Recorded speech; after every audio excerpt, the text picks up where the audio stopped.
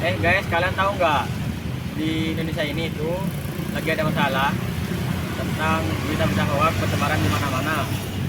Oh iya Dim, aku juga tahu kok yang itu. Itu yang berita hoax emang parah banget sih. Emang kayak tiba-tiba banget loh.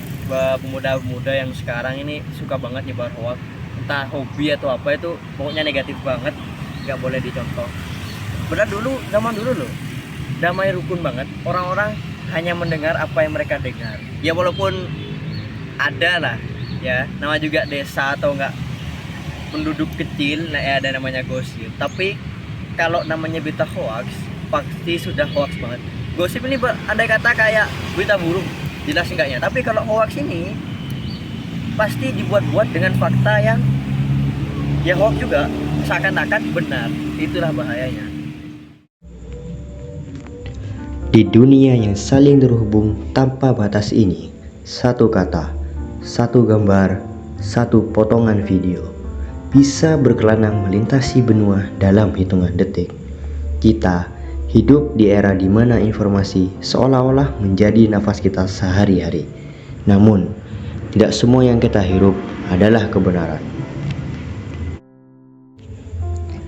Diam-diam, hoax dan disinformasi menyusup di antara kita, mengaburkan fakta, membelokkan opini, dan mempermainkan emosi kita sendiri tanpa kita sadari. Mereka menyentuh titik-titik paling sensitif: politik, agama, ras, dan identitas. Mereka mengadu domba saudara. Mereka menanamkan curiga, memupuk kebencian, dan memecah belah apa yang selama ini dibangun dengan susah payah, kepercayaan. Kita seringkali menjadi bagian dari permainan ini saat kita membaca tanpa memahami isi berita tersebut, saat kita percaya tanpa bertanya, saat kita ikut marah tanpa mencari kebenaran. Kita lupa bahwa setiap informasi yang kita sebarkan bukan hanya sekedar kata-kata. Ia adalah keputusan untuk memperkuat kebenaran atau memperluas kebohongan. Maka hari ini kita harus belajar untuk berhenti sejenak sebelum percaya, untuk bertanya sebelum berbagi, untuk memeriksa sebelum mempercayai. Belajar membaca lebih dari sekedar judul. Belajar mengenali motif di balik setiap kabar. Belajar bertanggung jawab atas apa yang keluar dari tangan dan lisan kita. Sebab integritas bukan hanya tentang jujur pada diri sendiri, tetapi juga jujur kepada dunia. Sejarah mencatat, bangsa-bangsa besar runtuh bukan hanya oleh perang atau bencana, tapi oleh runtuhnya kepercayaan di antara rakyatnya sendiri. Dan hari ini, dalam dunia yang dibanjiri informasi, kita semua adalah penjaga kecil kebenaran. Setiap klik, setiap kata, setiap pesan adalah pilihan. Apakah kita akan memperkuat persatuan, ataukah tanpa sadar kita justru ikut merobohkannya? Oh ya, kadang aku juga heran sama orang-orang Indonesia itu.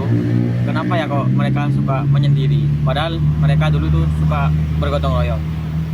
Cuman sekarang ini kebanyakan orang menutup dirinya sendiri dan tidak terlalu peduli terhadap lingkungan luar. Padahal zaman dulu kita bisa meraih kemerdekaan karena bersatu.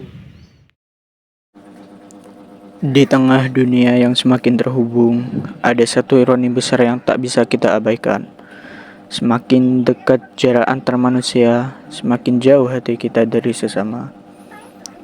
Kita hidup di zaman yang serba instan, serba praktis, dan serba pribadi, di mana layar-layar kecil di tangan kita bisa membuat kita merasa cukup, meski tanpa kehadiran orang lain.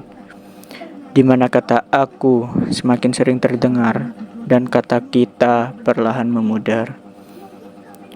Dulu, ketika tetangga kita kesulitan, kita datang tanpa meminta. Ketika ada masalah bersama, kita pikul beban itu bersama-sama.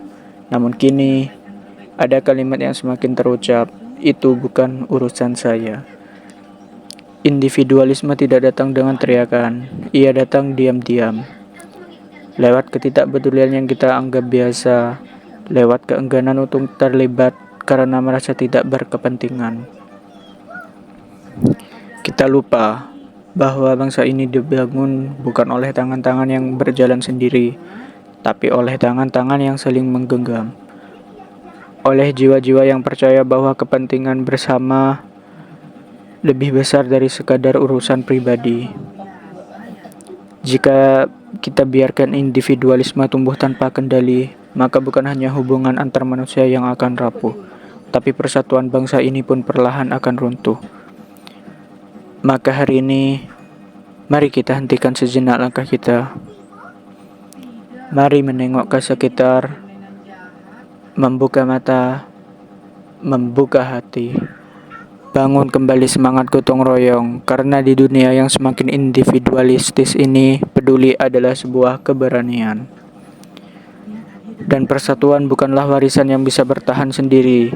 Ia harus dijaga, dirawat, serta diperjuangkan oleh kita bersama. Oh iya, kalian tahu nggak? Anak zaman sekarang tuh suka nerima informasi digital secara mentah-mentah. Sekarang anak-anak zaman sekarang tuh suka menerima informasi secara mentah-mentah.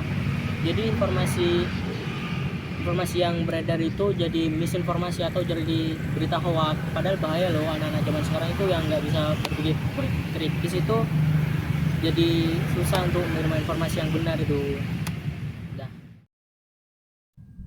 Di tengah derasnya arus informasi, di dunia yang hanya sejauh sentuhan jari, kita tidak bisa hanya menjadi penonton. Literasi digital bukan lagi pilihan, ia adalah kebutuhan. Ia adalah tameng di era informasi. Kita harus belajar memilah, belajar membaca lebih dalam, belajar mencari kebenaran sebelum menyebarkan. Dan proses itu tidak bisa kita jalani sendirian. Pemerintah, sekolah, komunitas, keluarga, semua punya peran untuk menanamkan kesadaran bahwa setiap klik, setiap bagikan adalah sebuah tanggung jawab. Penyuluhan literasi digital harus menjadi gerakan bersama, mengajarkan masyarakat untuk bertanya sebelum percaya, mengajak setiap individu untuk tidak puas hanya dengan membaca judul. Di sisi lain, kita juga perlu membuka akses kepada sumber berita yang terpercaya, agar kebenaran tidak tertinggal dan kebohongan tidak lagi cepat menyebar. Kita butuh ruang belajar yang terus hidup. Kita butuh lingkungan yang saling mengingatkan. Kita butuh kampanye yang tidak hanya lewat baliho, tapi juga lewat percakapan sehari-hari. Karena di tengah dunia yang penuh kabar palsu, sikap kritis adalah bintang terakhir. Dan kita, masing-masing dari kita, adalah penjaga di sana. Mari jadi bagian dari perubahan. Jangan biarkan dunia maya memisahkan kita dari kebenaran. Karena literasi bukan hanya soal membaca, tapi soal memahami, menyaring, dan bertanggung jawab. Perjuangan menjaga NKRI hari ini bukan lagi dengan bambu runcing, bukan lagi di medan perang, tetapi di ruang-ruang yang tak kasat mata, di layar-layar kecil yang selalu kita genggam.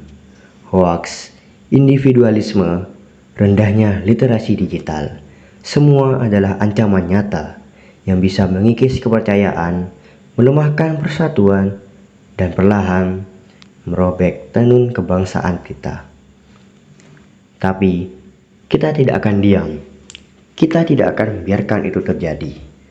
Karena hari ini tugas kita adalah menjaga dengan hati yang cerdas, menjaga dengan pikiran yang kritis, menjaga dengan kesadaran bahwa NKRI yang kuat lahir dari rakyat yang saling percaya dan bersatu dalam kebaikan.